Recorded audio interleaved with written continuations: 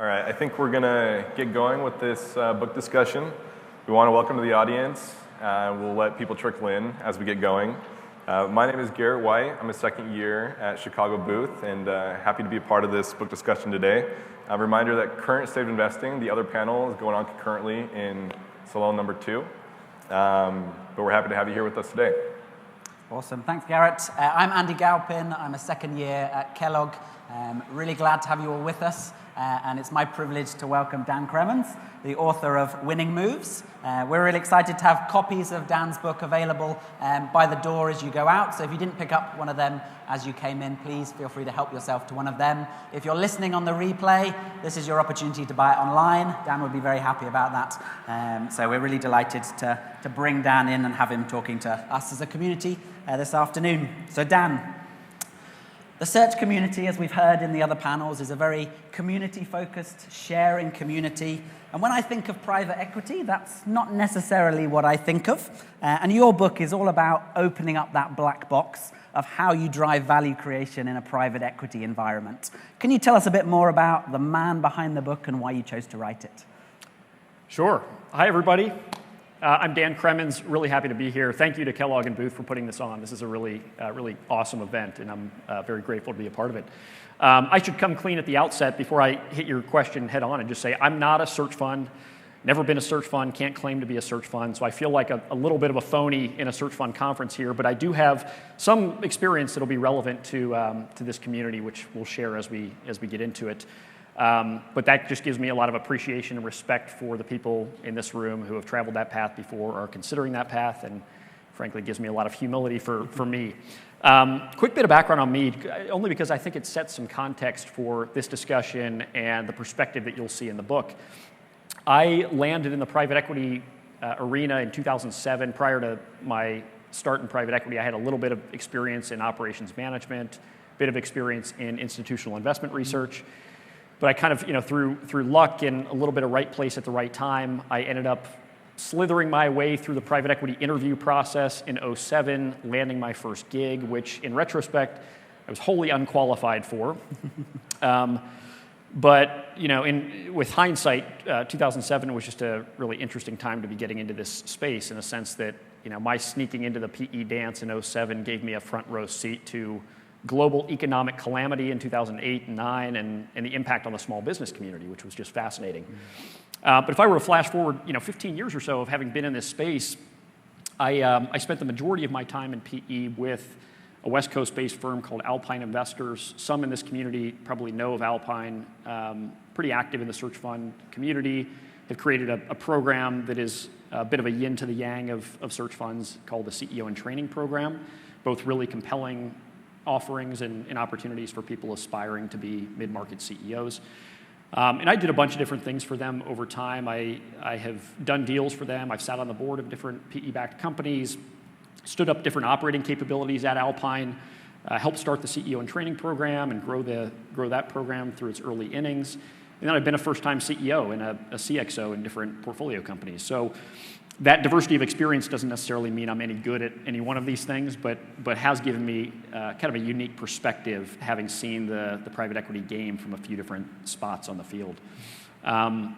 So if I look at that experience kind of holistically, being in private equity has just been one of the great blessings in my life, and I say that not as a throwaway comment. It's given me many things, a few of which, relevant to this discussion today, are, number one, it taught me a really important early lesson in my career, which will set the stage for a lot of what we talk about today, and that is that in the investing game or the operating game, people are everything.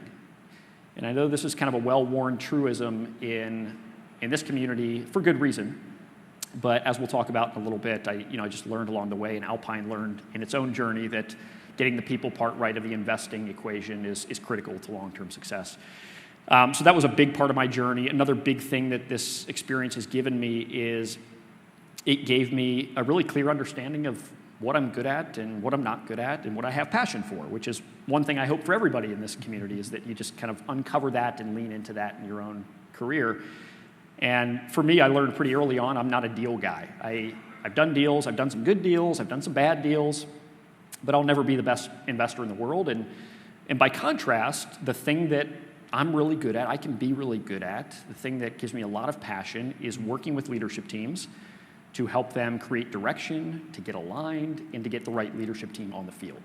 And that became my sweet spot at Alpine, and these were muscles that I was forced to exercise and build as an operator and as a board member, and things I still use today. And then the third thing that it gave me, which will be directly relevant to this discussion, is it gave me a clear understanding of who I was put here to serve. The people I was put here to serve are rising private equity leaders and first-time CEOs. These are my people. This is who I root for. This is the audience that I know as well as anyone. Why? Because I've been in their shoes. I've been a first-time CEO before. I've been in operating roles that were too big for me to fill, at least by conventional standards.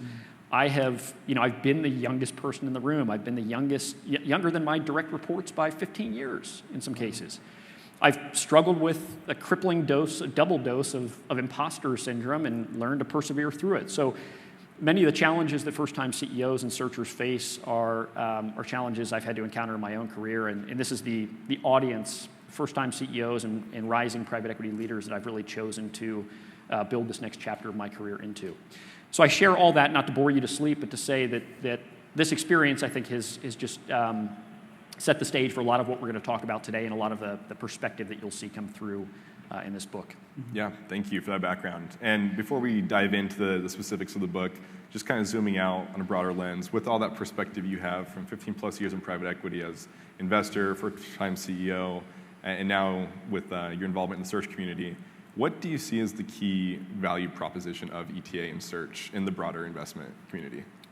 I think about this through a couple of lenses. The first lens being the value prop to the business owner.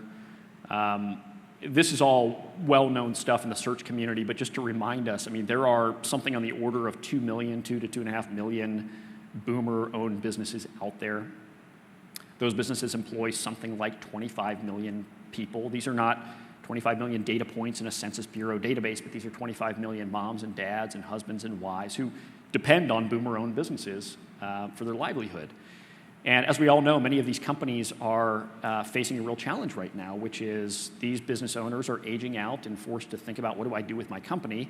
Many of them don't have a second generation to turn to pass it down to.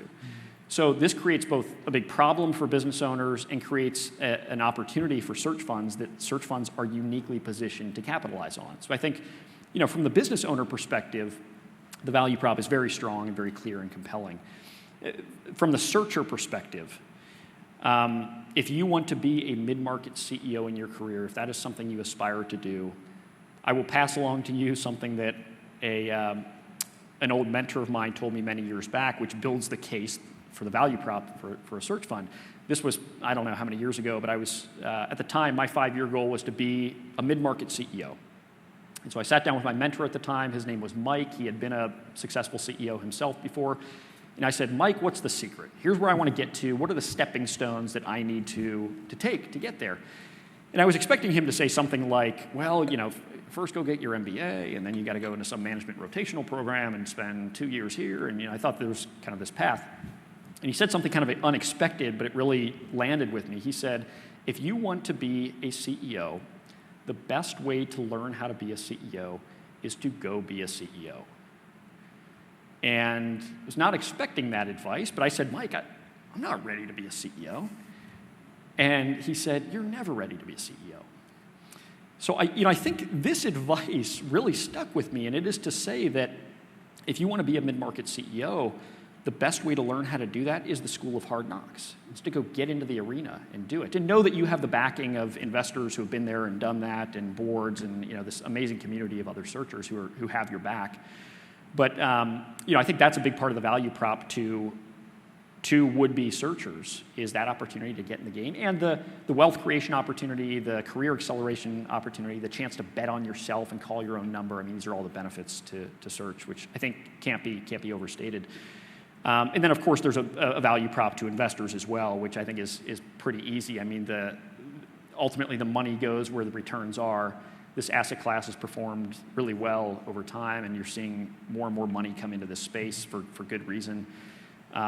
So, if we zoom out on these three perspectives, there's this confluence of factors, I think, that really make me bullish on the long-term prospects for ETA as we look through the different value propositions. Yeah, great, thank you. In your book, you say that the material could very well be more valuable to a search CEO than any other reader. Can you talk to us a little bit about that and what kind of information it provides for searchers? Yeah, I mean, the short answer is I wrote this book to help search fund CEOs, non-search fund CEOs, and investors alike to do one thing, which is to make value creation happen in their companies, cold, hard equity value creation happen more consistently, more predictably, more reliably. I mean, that was the golden outcome that hundreds, if not thousands of hours of research and writing and interviews was all pointed towards, is helping this community to do that. I can't guarantee that, of course, my lawyers say, but that was really the stated intention for the book. So for those in this room whose livelihood and success depends on creating equity value in your company, which I don't care if you're an investor or an operator, your hands should kind of shoot up, then I wrote this book for you. And this kind of begs a question, though, of why now and why search funds specifically, to your original question. And I want to hit on these for a moment because I think they provide really useful backdrop for this discussion. Well, why now? So I've been in the space for about 15 years now, as I said, and I've seen the evolution of private equity over time. The space looks very different today than it did 15 years ago. There's $1 trillion of dry powder sitting on the sidelines today waiting to get deployed into private companies. The amount of dry powder that's out there has grown at I think a 15% CAGR over the last 6 years. There's just a ton of money in the space. Ton of private equity firms, depending on how you define a private equity firm, somewhere between 6,000 and 10,000 PE firms out there competing in this space, whereas in 2007 it was a fraction of that. And so this space has become more competitive than ever before and more efficient than ever before. So the so what of all that for people in this room and elsewhere is long gone are the days of being able to cost cut and being able to value buy and being able to financially engineer your way to alpha. The market is too competitive these days and too efficient. So what this means is this thing called value creation, post-closing value creation, has come to the fore as being the most important imperative for private equity firms who are seeking to generate alpha. You can no longer rely on some of these old school, quote unquote, winning moves of just buying cheaper than everybody else or financially engineering these deals to generate alpha sustainably. So this has put a lot of burden on CEOs to nail value creation in their companies. So as we think about search fund CEOs in particular, the problem is many search fund CEOs haven't been there and done that. And that's not a knock on anybody's intelligence, but it's just the reality of the search fund model is many search fund CEOs simply have not been there and done that and don't have the pattern recognition, the experience to draw on. And I've seen this before in my own career where you take a private equity guy like me or an investment banker or consultant, and these people are whip smart. They know a model, left, right, and sideways. They know how to deconstruct a business and how to get a deal done. I mean, these are all skills you learn in these trades. And yet, when it comes to what moves I need to make on the shop floor tomorrow when I show up in my company to make equity value creation happen, simply haven't had that experience. And so this is both a challenge for search funds, and it's also one that I know from my own career very intimately. My first operating experience was, my first real kind of executive leadership experience was in 2009, I think it was. I was helping to turn around what was then Alpine's largest portfolio company. I stepped in and ran sales and marketing in this business. We were facing debt covenant issues. We were facing a declining business and all sorts of challenges. And going into this tour of duty, I knew from the board decks and from just being around this business on the periphery that we had a sales effectiveness challenge. And I could kind of go through the funnel data, the sales funnel data. I could look at the revenue numbers and trends and conclude pretty quickly that, hey, we have a sales effectiveness challenge. It was taking us longer to close deals. We had leads that were unattended to. So I could observe all this on a spreadsheet and on a board deck. And yet when I showed up in Louisiana day one with my briefcase in hand, and this was now my problem, I had to figure out how do I go from a conceptual, intellectual understanding of sales effectiveness to now knowing what plays do I need to call tomorrow to start to change the dynamic in this business.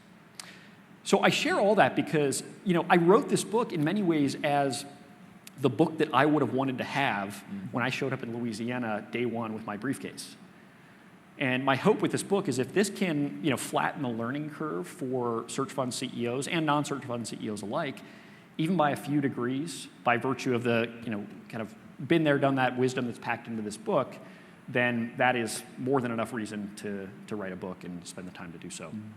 Thanks, Dan. Yeah, you coined this term when we were chatting earlier last week, de-risking the search fund game. And I think that's a really exciting way of describing it, because when we look at the search fund model, we do see it as a risk that someone has to take, and the idea that you can remove some of that risk and kind of no guarantees, as your lawyer has informed us, but help build that value creation plan and have an understanding of kind of increasing the likelihood of my success is really exciting. Well you also mentioned consultants. As an ex-consultant myself, the term value creation was something that was on every other slide that we would present to clients. So what does that really mean? What does this term value creation mean? And how can we break that down into something that's actually real and tangible that the CEOs in the room or those considering searching can actually use? Yeah, I mean, great. This is the million-dollar question. This is something that I found mildly annoying and kind of amusing in my own career is this idea of value creation has become this delicious cliche in private equity land and consulting land for good reason. At the end of the day, when you kind of strip it down to the studs, for investors and operators alike, our job is to create value. So it's for good reason that this is talked about, but the challenge is we need to go from a conceptual understanding of value creation to a cold, hard, practical understanding of how do we do it. And that's the bridge that this book is intended to create. What I aim to do with this book is take this idea of value creation out of the ether and make it concrete, make it approachable, make it actionable for leaders and investors alike.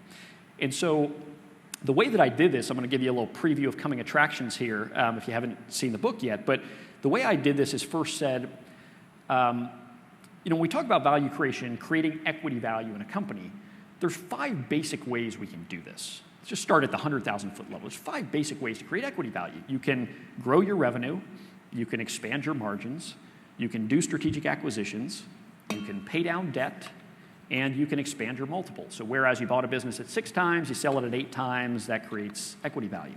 That's it. I mean, that's it. Knowing that in and of itself isn't really good for much, but that's a good launch point from which we can kind of get our brains around value creation, take it out of the ether, and actually start to make it more concrete by deconstructing it into its component parts.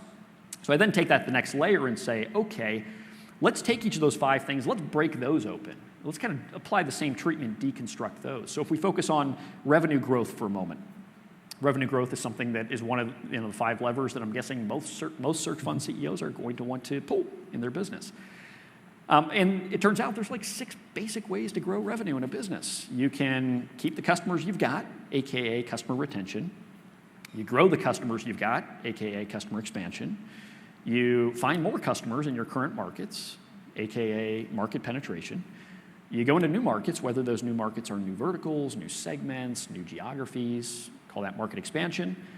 Create new stuff to sell to those markets, product expansion, and price optimization. So, there's six ways you can grow revenue.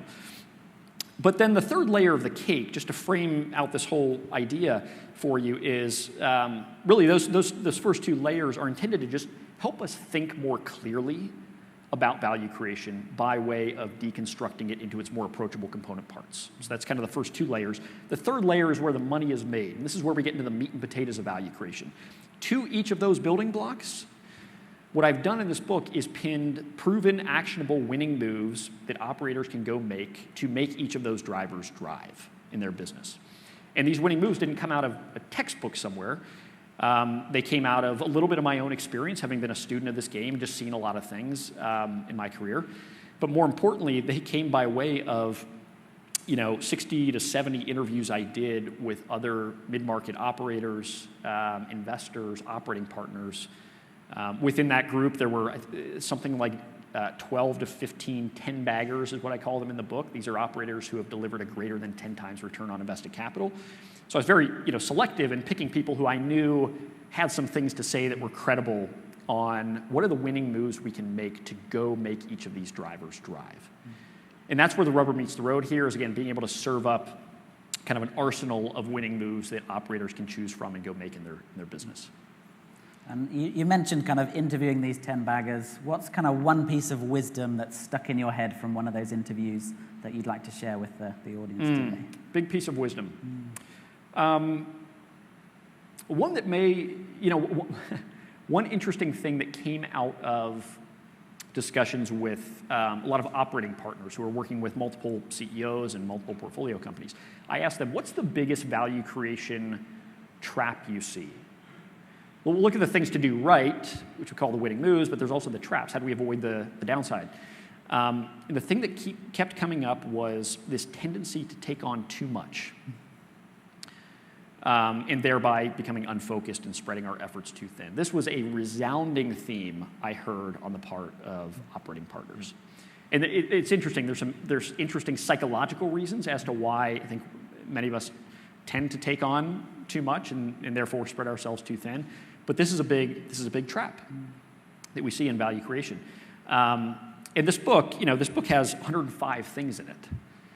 So the intent here isn't for this to be a checklist, but more than anything, for this to be a menu. There's this whenever I talk about focus or this risk of taking on too much, there's this awesome Dave Packard quote, Dave Packard being the guy who helped found Hewlett-Packard. And he said, more companies die from indigestion than from starvation. More companies die from indigestion than from starvation.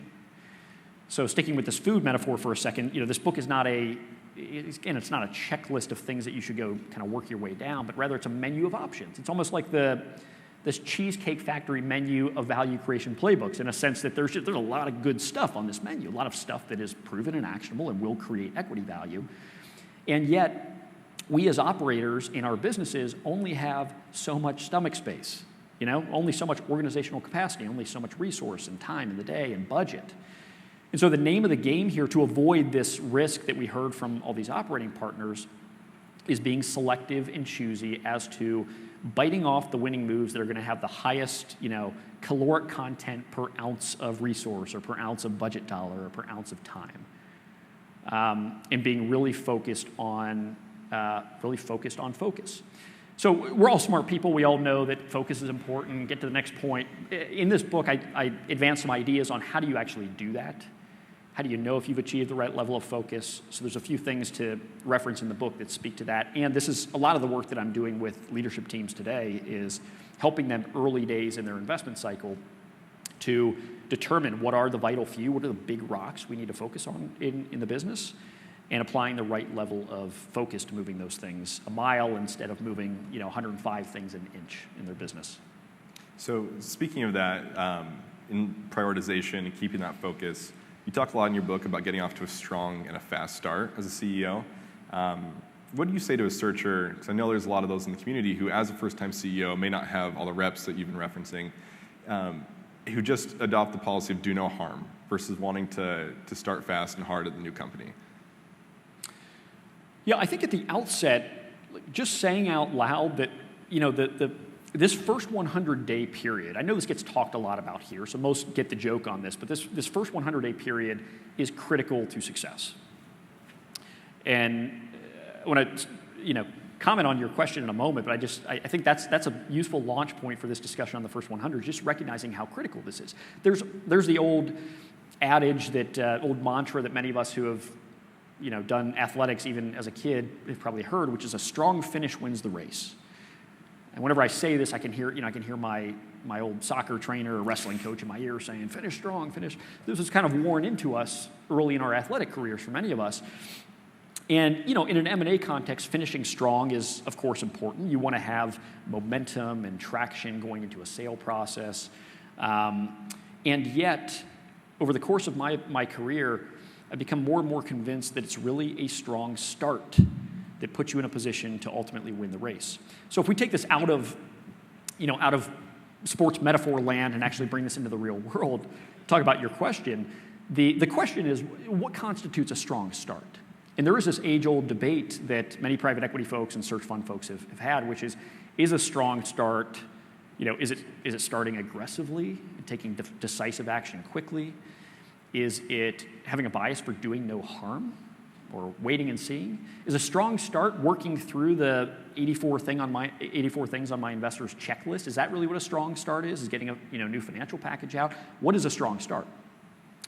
And this idea of do no harm can be relevant in certain cases. In a case where your business is totally crushing it, the company that you acquire and step into is totally crushing it day one, then do no harm is probably pretty good advice. The worst thing you can do is mess it up. But the reality is a lot of these companies don't look like that. A lot of the companies that search funds are stepping into don't look like that. And so I've come to believe over time that this advice can be dangerous advice in a sense that it can cause us to jog out of the gate. Most, aspirational and fast-moving and type A search funds probably won't be guilty of that, but that's a risk, is jogging out of the gate. More importantly, the risk is fail to take bold, decisive, aggressive action early on. Fail to take calculated risks early on. And this risk is especially acute for first-time CEOs who, just directionally speaking, are going to be more cautious. That's not to say that that's the case for all search fund CEOs, but it's your first time at the wheel. You don't want to make the big mistake early on. So you're going to go in naturally having this kind of, this cautiousness about you. And I think that can become a bit of a problem. So I've come to just be of the mind over time more and more that starting fast, playing offense early on is important to investment success, important to CEO success for a couple reasons. One, private equity is an IRR-driven asset class. In an IRR-driven asset class, time is money. The faster you get the foundational pieces in place to make value creation happen, the faster returns will happen. So that's one thing. The second thing is, like in dating, in M&A, first impressions can last. And so in this first 100-day period, if your first impression is to be slow pedaling out of the gate, you've missed a chance to create tone and precedent and pace that will fuel you beyond the first 100 days. And if you're kind of in first gear in the first 100 days as an operator, it's going to be a lot more difficult down the line post first 100 to shift your team and your culture into second gear. So just don't forget that first impressions are lasting as an operator. And then the third thing is that we have to remember it is easier to affect change the day the wire's clear. There's this kind of universal law of physics that's been studied in private equity that says that we as operators have a greater likelihood of implementing change initiatives early on in a deal cycle, early on in our CEO tenure, than we do as time goes on. So for these three reasons, long story short, I'm just more of the mind that starting strong means starting fast, starting decisively, taking bold action early on, with the right level of diligence under your belt, with the right level of listen and learn early days, but erring on the side of really moving and playing offense early on. So I guess the last thing I would leave with on this point is this is a question that search fund CEOs, any incoming CEO is going to have to answer for themselves. Is the fundamental question that I ask of a lot of CEOs is, what is winning the first 100 days to you?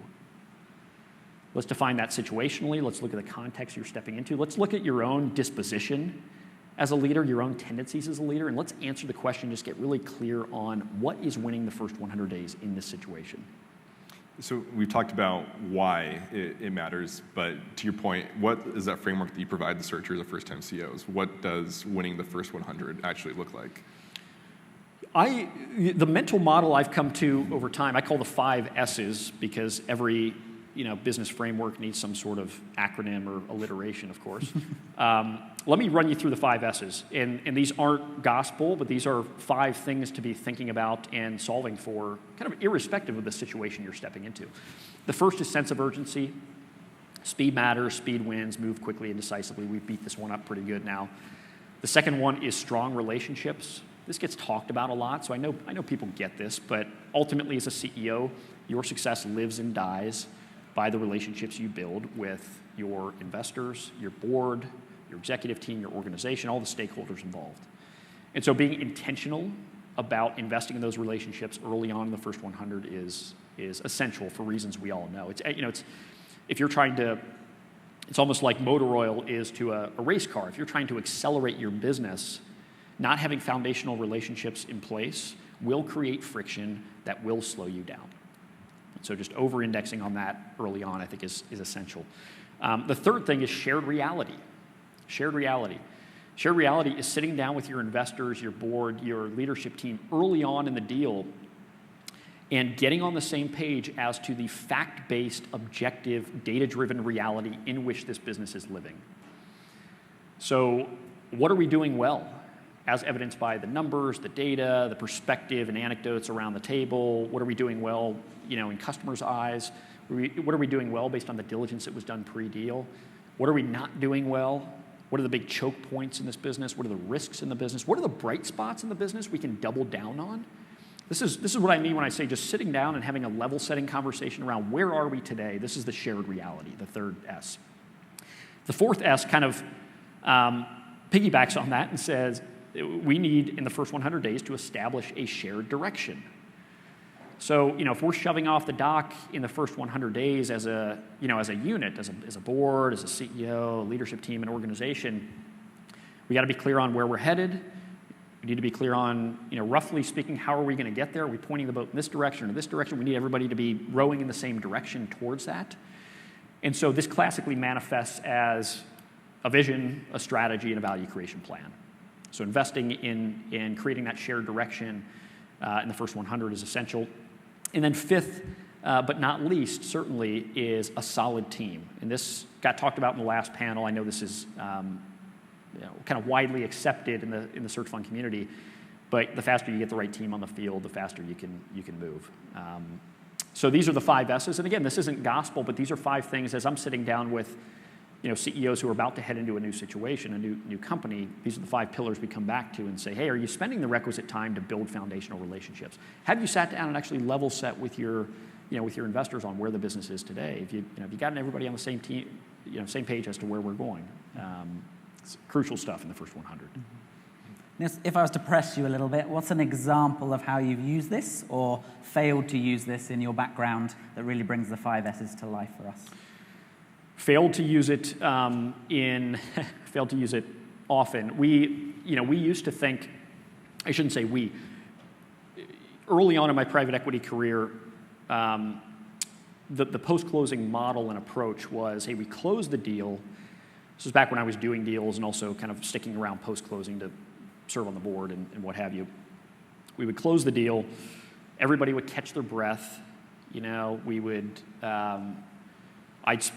somebody on the team would send out a post-closing checklist 2 weeks later, and I'd get back to the stack of Sims that was sitting on my desk that was this thick, and I'd start to focus on new deals, and we'd kind of slow pedal it out of the gate. And a lot of the first 100 was just administrivia. It was just checking check boxes on a post-closing checklist, and we'd then show up at the first board meeting 90 days later, and that felt like the starting line. It's like, okay, now we can actually talk about the vision. We can talk about the level setting, and we can deepen the relationship. And guess what? We missed like 90 days of opportunity at a time when the business is at its most change ready. So I've made this mistake umpteen times in the early part of my career, lived to tell about it, and learned that, at the risk of being repetitive, learned that this first 100 is a critical time and needs mind share on the part of investors, mind share on the part of the board, and real engagement. Flipping to how we've done this right, I've worked with a handful of clients recently on, I engage with a lot of companies around this T-minus 45 days pre-closing to T-plus 100, 180 days post-closing. This is really the sweet spot in which I work. And a lot of bright spots and proof points recently in taking teams that really hadn't worked with investors before, didn't have a sense of clarity as to where they were trying to take the business,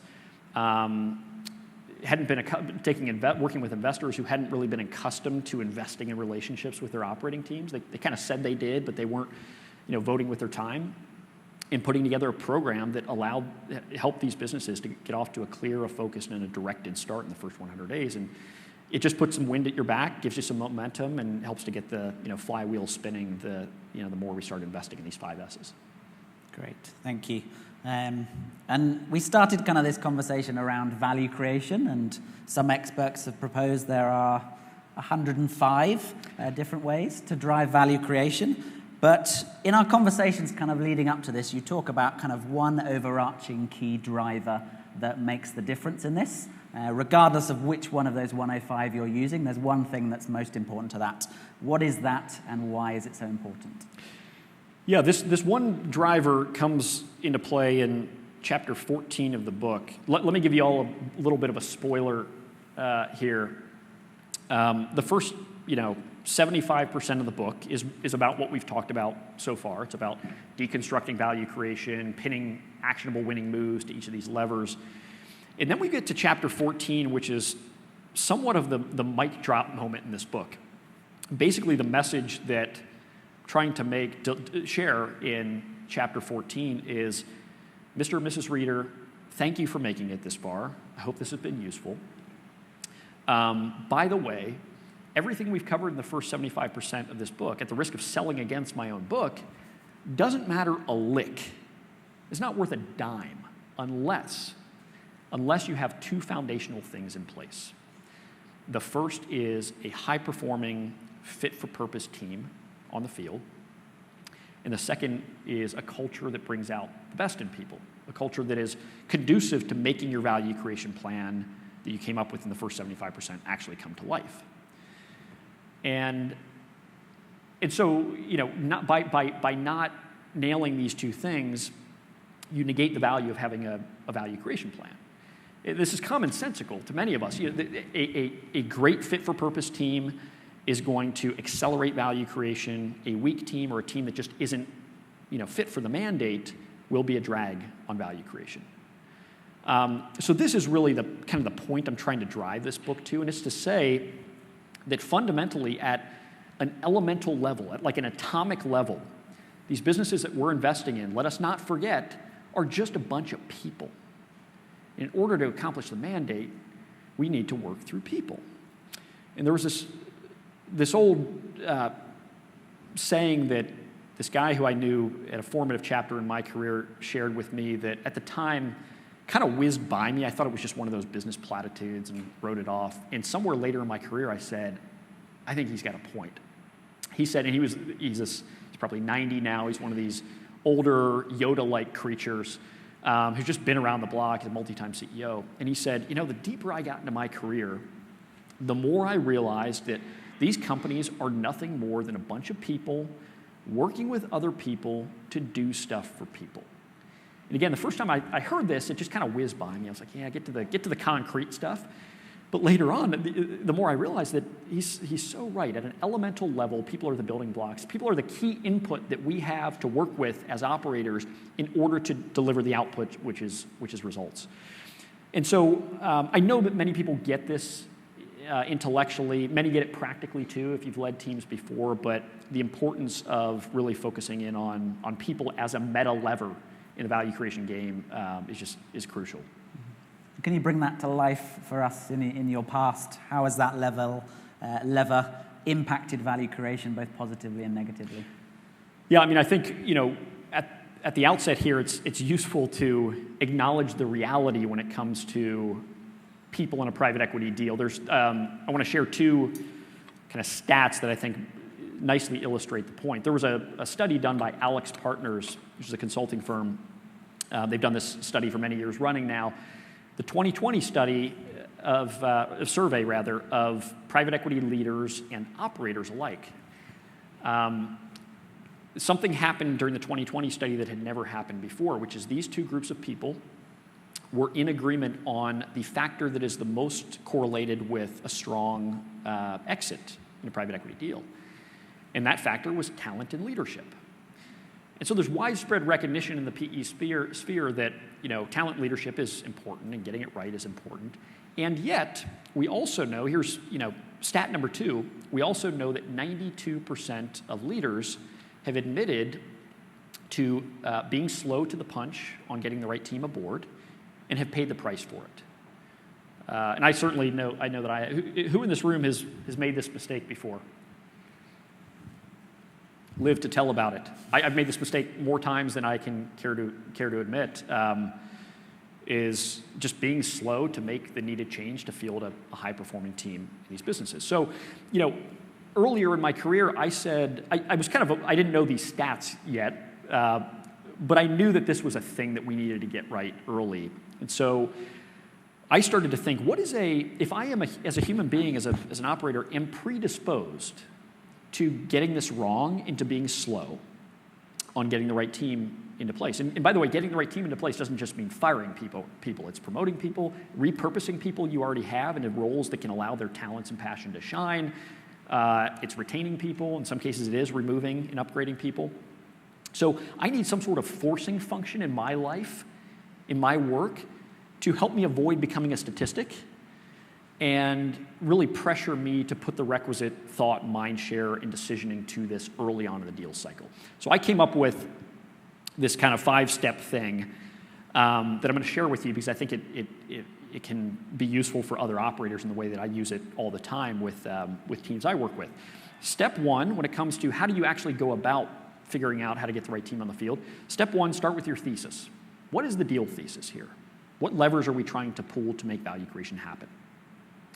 Step number 2, in light of that, what capabilities do we need in the business in order to assure success in pulling those value creation levers? So to make this more real, let's say that one of your value drivers that you thought in a business you just walked into was to improve customer retention.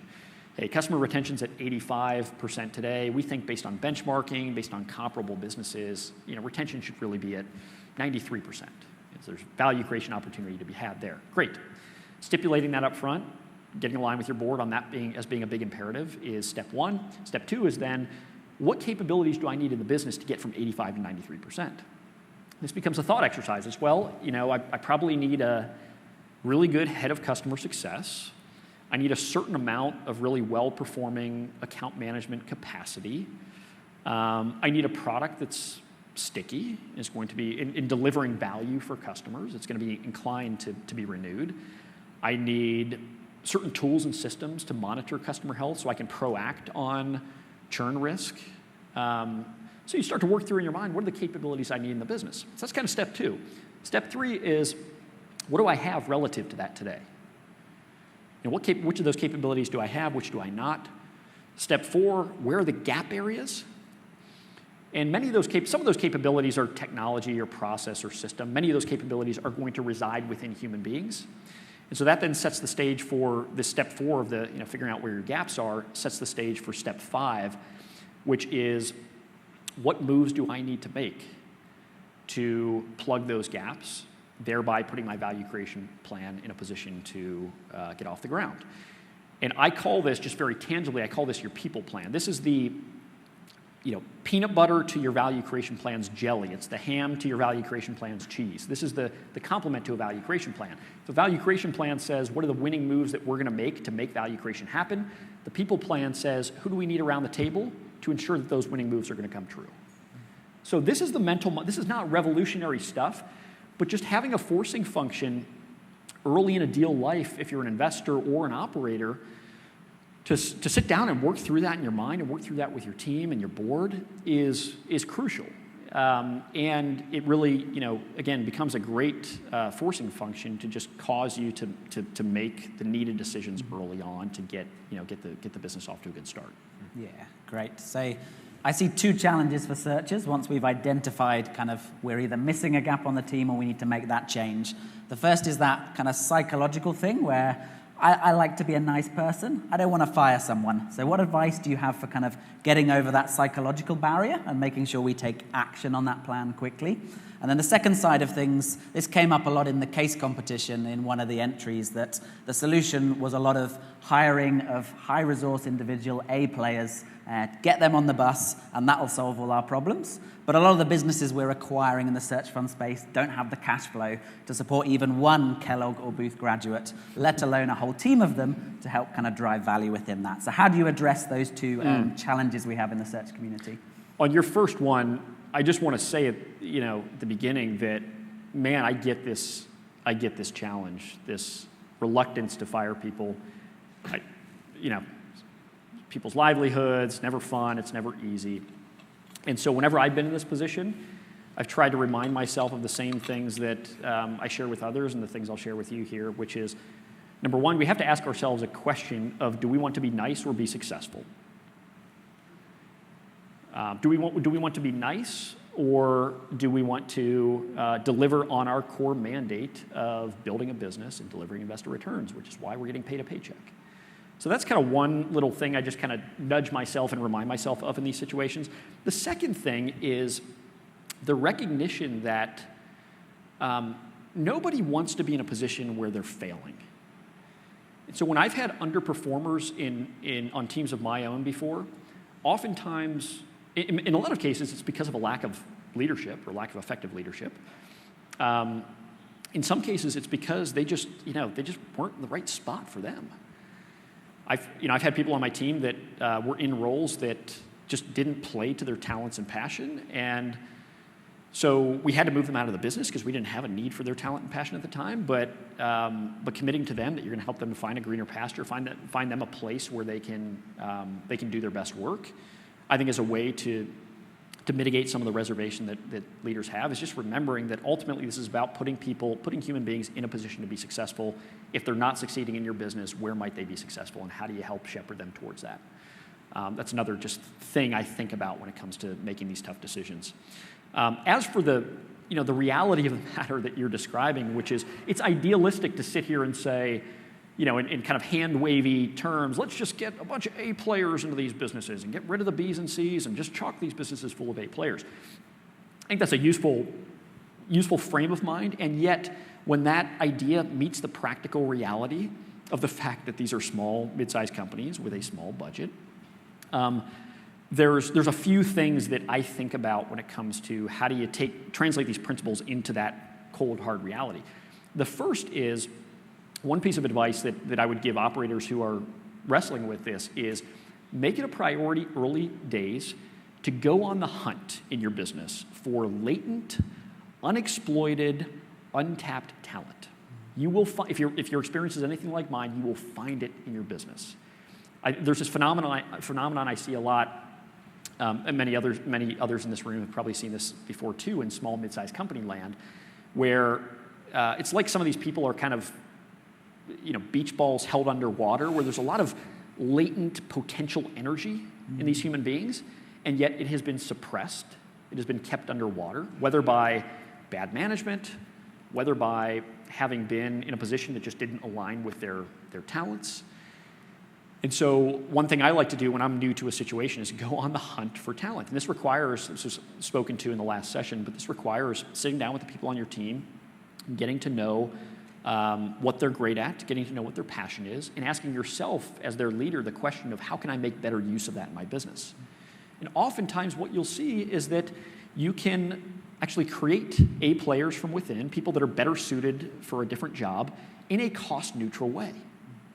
And if we had more time, I could share some really powerful case studies and stories about this. But that would be one thing I would do, is go on the hunt for latent, unexploited talent in your business. The second thing is think about this in terms of the 80-20. Most people know this, the Pareto's principle, that 20% of your inputs ends up accounting for 80% of your results or your outputs. The same is often the case as we think about talent in small, mid-sized companies, where in a company of 30 people, it's probably pretty representative of the type of search fund deal that many searchers will end up in. In a company of 30 people, oftentimes it's like 3, maybe 4, maybe 5 people that will account for 80% of the impact on your value creation plan. So getting clear on what are those critical roles, what are the 80-20, and making those your priority roles, the ones that you're giving yourself permission to invest in, I think is just a useful framing. And then the third thing I would share is this gets talked about a lot, I know, but I would just +1 this idea of get really good at attracting and hiring talent. And I'll leave it at this. People know that this is an important meta skill for executives and operators, or executives and investors. But if you do nothing else, buy your team a copy of the book Who. It's become the Bible at Alpine, my old firm. It's like $9.99 a copy. Costs you $60 to buy a copy for your leadership team. And lean into the principles in this book. This doesn't necessarily address a budget issue, But it does say when we do have the budget capacity to go make hires, let's make sure we get them right.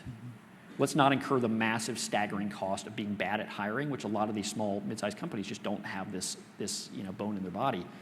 And we can do that by applying some really simple principles that come by way of that book. That's a must-read. It's probably my most gifted book to people in this community. It's great. It's a great book as well. Highly recommend. Just as we come closer on time and wrapping up, we've talked about how all the ways these 105 moves can basically fill an arsenal for someone and help de-risk their search process when thinking about value creation. We've talked about hitting the ground running with the right people in place. How do you think about value creation, or how should searchers think about value creation as they extend into their hold period over the next 1 to 5, 7, 10 years even? Does that plan change at all versus the first 100 days? There's a lot to talk about there. I would give you a couple quick things in terms of how do you sustain value creation, planning, and success beyond the first 100. A few things you can take away. One is, somebody made this comment in the last session, but I think the EOS methodology is great. It is a way to, they don't use value creation plan language, I don't think, in EOS, but it's a great way to build the machinery in your business that will make results happen on the initiatives that matter most, on the value creation initiatives and winning moves that matter most. So lean into EOS would be one piece of perspective. Another one is have a value creation plan and continuously turn back to that value creation plan throughout the life of your investment. There's some advice that gets dispensed out there, which is something like plan is useless, but planning is indispensable, or something. Have you all heard this one before? And I think I don't like that advice. I think businesses do need to have a plan. We need to be prepared for that plan to change and evolve. A value creation plan ought to change and evolve as your business and your market changes and evolves. But have a plan, constantly turn back to it, would be another piece of advice beyond the first 100. And then the third, at the risk of being a broken record now, keep a relentless, constant focus on getting the right people aboard to make that plan happen. And there's all sorts of tools that I use as a leader, thought exercises I use as a leader to really keep this front and center beyond the first 100, that if anybody's interested in this, I could happily geek out for another hour on this topic. But just keeping that top of mind as you're going through the life of your investment, your leadership, really the criticality of people to everything that follows in your business. Great. Great. And everyone's going to get a copy of your book. If you haven't got them, they're available by the door on the way out. But one of the challenges we have when we get something for free is that we take it home, we put it on the shelf, and we don't actually do anything with it. So what advice do you have for people, depending on the phase of their search journey that they're in, of where they should start? What's a chapter or a section that they should focus on to really get some value from this book quickly? If you are a new searcher, a would-be searcher, I would suggest starting at the top, especially if you don't necessarily have value creation experience, maybe not private equity experience in your background. I would start at the top. There's just a useful framework that can help us to think more clearly about this topic. For other people that are looking for the accelerated read, one of the things I tried to do with this book was, you'll see some tabs on the side, and we've categorized this book based on the levers that one can pull to drive value creation. So if you're an operator that's currently in the saddle in a business, I would encourage you to think through what are the biggest challenges you have in your business, or the biggest opportunities you're focused on. Maybe it's customer retention, maybe it's strategic acquisitions. And what do you know? You can kind of flip to that chapter and get some proven actionable advice on how to go about that in your business. So check out these little tabs on the side. Great. Thank you so much for your time this morning. Let's thank Dan for coming and speaking to us. I'm delighted that Dan has agreed to stay around briefly afterwards, and he'll also be joining us for happy hour afterwards. So if you have questions that you'd like to ask him, or you want to dig into some specific areas of the book, Dan's agreed to kind of happily dig into that with you. He also may sign the book if you ask really nicely. I told him I'd stitch him up and make him sign 100 copies of this book. So please do ask for it to make sure I deliver on my promise for that. So thank you so much for joining us today. We've got the closing remarks coming up, but do go grab a drink, and let's give Dan one more round of applause.